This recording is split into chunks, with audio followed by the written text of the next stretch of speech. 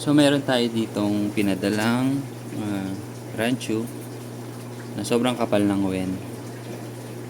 So kailangan natin to i-trim para lumabas yung mata niya. Kasi halos hindi na to nakakalangoy. Ayan. So pag ganito kakapal, kailangan nang i-trim to. Kasi wala no. Wala na yung mata. Tatakpan na. Ito mahirap pag makapal yung wen ng isda.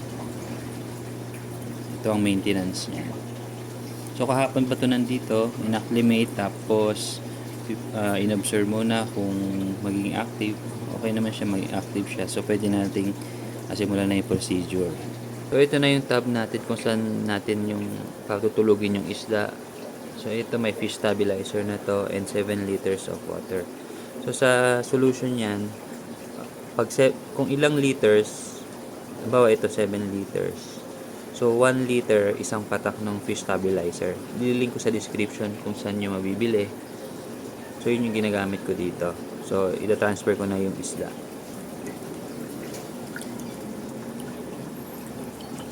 So yung tip sa pagdo-dosage, 'di ba sabi ko kanina 1 liter isang drop. So depende kasi sa size ng isda yon, tsaka sa resistance ng isda sa stabilizer o yung sa anesthesia.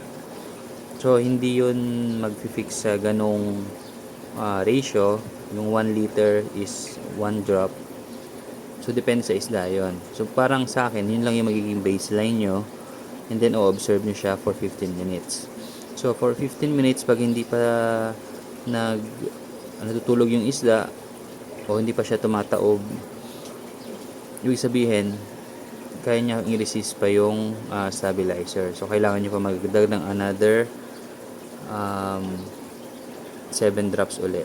So 7 liters, so 1:1 uli. So ito, observe ko muna ng 15 minutes, tapos saka ako magdadagdag. So ayan, after 15 minutes or actually less than 15 minutes to, nakataob na yung isda. Ayan. So buhay yan, pinatulog lang siya.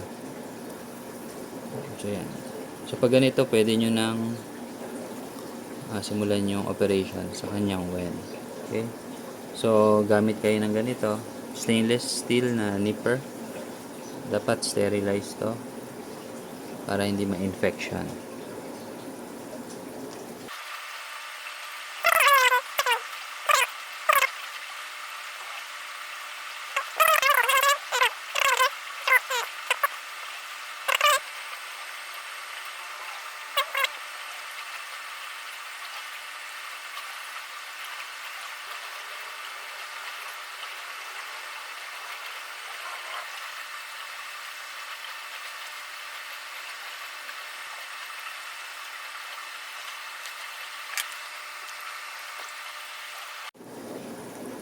So yan, tapos na yung procedure.